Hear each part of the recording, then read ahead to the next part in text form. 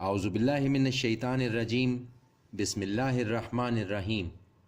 سورہ النساء آیت 11 اور آگے۔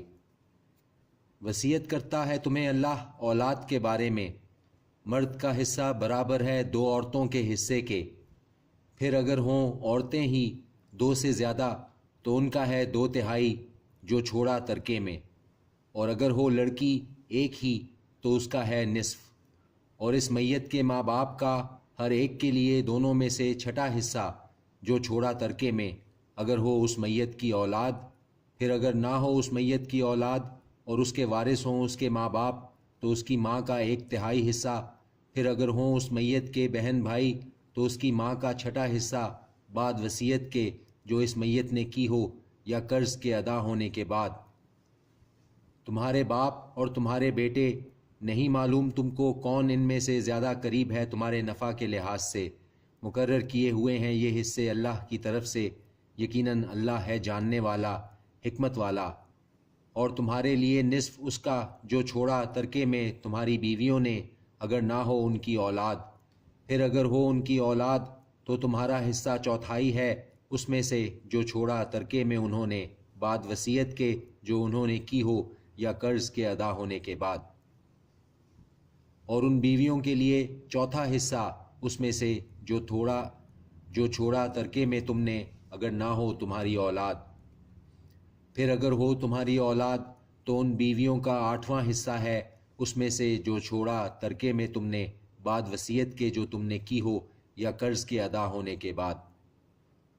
اور اگر ہو ایسا مرد جس کی میراث ہو جس کے نہ باپ ہو نہ بیٹا، یا ایسی عورت اور اس کا ہو ایک بھائی یا ایک بہن تو ہر ایک کا ہے ان میں سے چھٹا حصہ، پھر اگر ہوں بھائی بہن ایک سے زیادہ تو وہ شریک ہوں گے 1/3 میں بعد وصیت کے جو اس نے کی ہو یا قرض ادا ہونے کے بعد، بشرط یہ کہ ایسی وصیت نہ ہو ضرر رساں۔ یہ فرمان ہے اللہ کی طرف سے اور اللہ نہایت علم والا ہے، بردبار ہے۔ یہ حدود ہیں اللہ کی، اور جو کوئی اطاعت کرے گا اللہ کی اور اس کے رسول کی وہ داخل کرے گا اس کو جنتوں میں بہہ رہی ہیں جن کے نیچے نہریں، رہیں گے ہمیشہ وہ ان میں، اور یہ ہے کامیابی بہت بڑی۔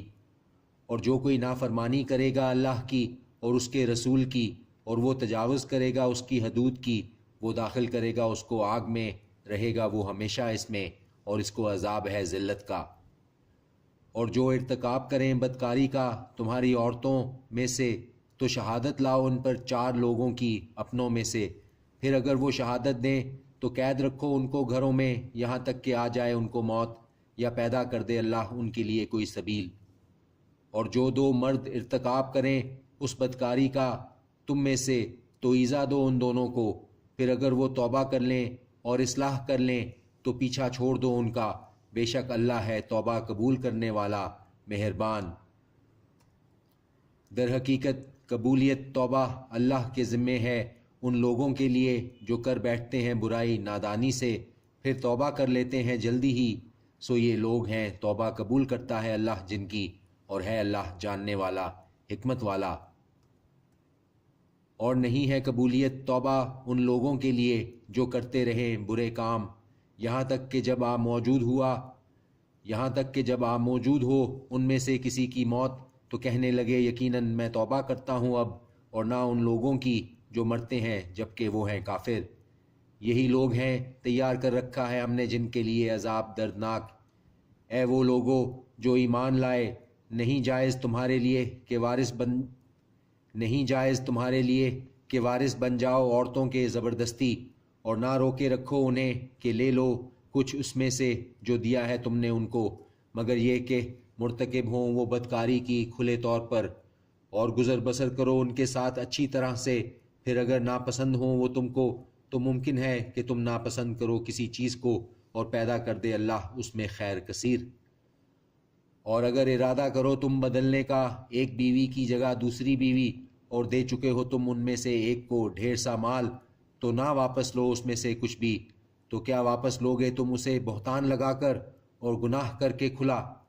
اور کیوں کر واپس لے سکتے ہو تم اسے جبکہ تم صحبت کر چکے ہو ایک دوسرے کے ساتھ، اور وہ لے چکی ہیں تم سے عہد پختہ۔ اور نہ نکاح کرو تم ان سے نکاح کر چکے ہوں تمہارے باپ جن عورتوں سے، مگر جو ہو چکا پہلے، یقیناً یہ تھی کھلی بے حیائی اور قابل نفرت بات اور بہت بری راہ۔ حرام کر دی گئی ہیں تم پر تمہاری مائیں اور تمہاری بیٹیاں اور تمہاری بہنیں اور تمہاری پھوپھیاں اور تمہاری خالائیں اور بیٹیاں بھائی کی اور بیٹیاں بہن کی اور وہ مائیں جنہوں نے تم کو دودھ پلایا ہو، اور تمہاری بہنیں دودھ شریک، اور مائیں تمہاری بیویوں کی، اور تمہاری وہ لڑکیاں جو تمہارے گھروں میں ہیں ان عورتوں سے وہ کہ تم خلوت کر چکے ہو تم جن کے ساتھ، پھر اگر نہ خلوت کی ہو تم نے ان کے ساتھ تو نہیں کچھ گناہ تم پر، اور عورتیں تمہارے ان بیٹوں کی جو تمہاری پشت میں سے ہیں، اور یہ کہ اکٹھا رکھو 2 مہینوں کو مگر جو پہلے ہو چکا، بے شک اللہ ہے معاف فرمانے والا بہت رحم کرنے والا۔ اور شوہر والی عورتیں حرام ہیں مگر وہ جو قبضے میں آ جائیں تمہاری باندیوں کے طور پر، لکھ دیا ہے اللہ نے یہ حکم تم پر، اور حلال کر دی گئی ہیں تمہارے لیے وہ جو علاوہ ہیں ان کے، کہ چاہو تم اپنے مال خرچ کر کے نکاح میں لانے کو، نہ کہ شہوت پرستی کو، پھر جو لطف اندوز ہوئے تم اس نکاح سے ان عورتوں سے تو ادا کر دو انہیں ان کا مہر جو مقرر کیا ہو، اور نہیں کچھ گناہ تم پر اس میں کہ باہم رضامند ہو جاؤ تم جس پر بعد مقرر کرنے کے، بے شک اللہ ہے سب کچھ جاننے والا حکمت والا۔ اور جو نہ رکھے تم میں سے مقدور کہ نکاح کر سکے آزاد عورتوں سے ایمان والی، تو وہ جو ملک ہو تمہارے ہاتھ کی باندیوں میں سے ایمان والی، اور اللہ خوب جانتا ہے تمہارے ایمان کو، تم آپس میں ایک دوسرے سے ہو، پھر نکاح کر لو ان کے ساتھ اجازت سے ان کے مالکوں کی، اور ادا کر دو ان کو ان کے مہر دستور کے مطابق، کہ ہوں نکاح میں آنے والیاں نہ کہ بدکاری کرنے والیاں اور نہ آشنائی کرنے والیاں چوری چھپے۔